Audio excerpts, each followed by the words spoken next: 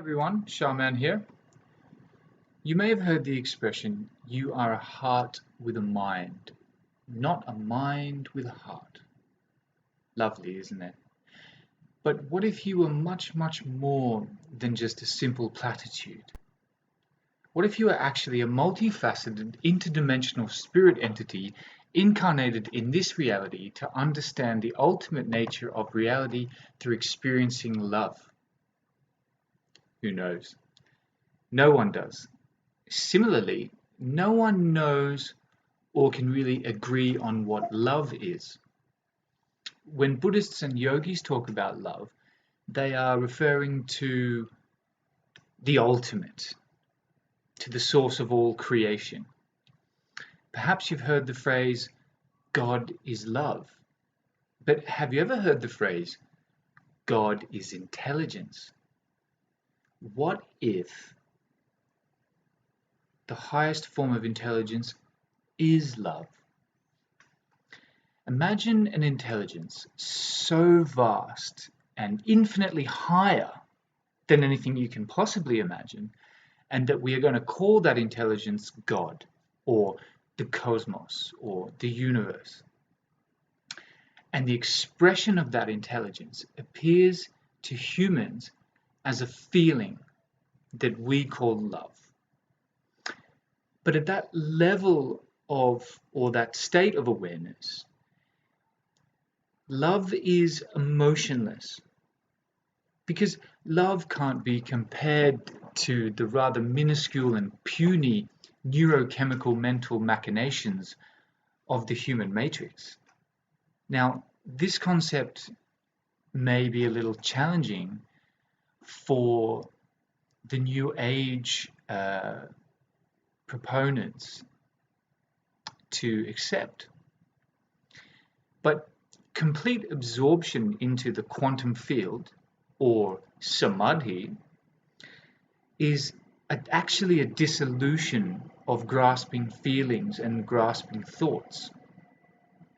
So it is actually a letting go and this beautiful kind of non-feeling, non-thinking state of awe and wonder. Emotions can only really function in terms of themselves, and they do so automatically based on what you've felt in the past and the associations that you have formed because of those emotional states.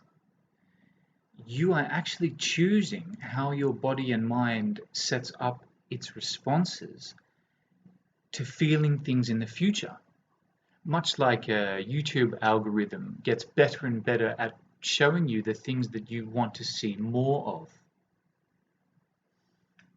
Even if those emotional states are good, bad, awful, etc., by choosing to experience them over and over and over, you will only encourage that response to be more and more hardwired and likely to occur over time. So that when you say that you feel things are distinct based on your emotions, you're merely expressing a preference, and that's all it is. A preference for something. I love you. Ooh, I like this.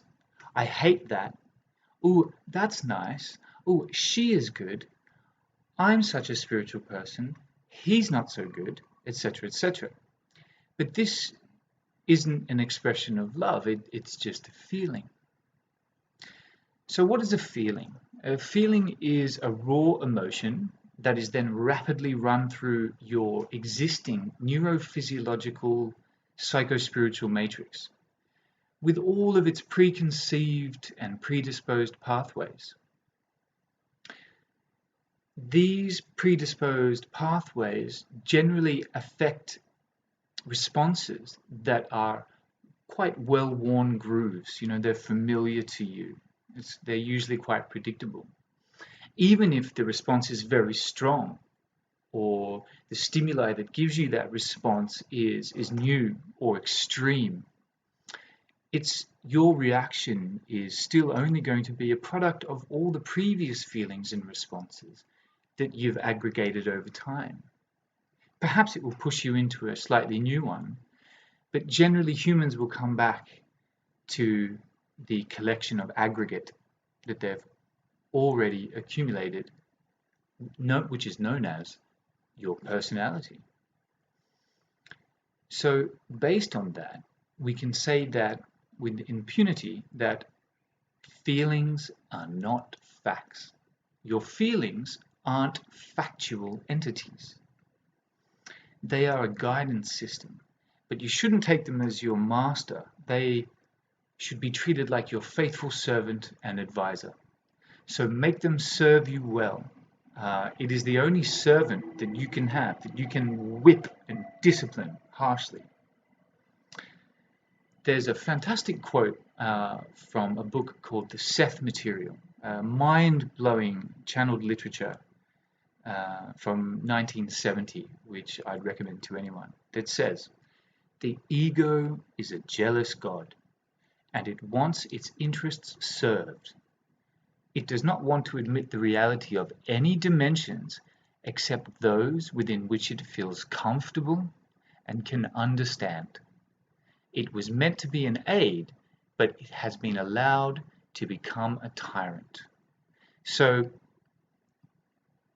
are your feelings really serving you? Are they really the highest form of love and intelligence? Or are they tyrannizing you? Even if they're good, they could still be running the show. Anyway, it's food for thought. I hope you enjoyed that little meal, and I hope that you are feeling as good as I am right now.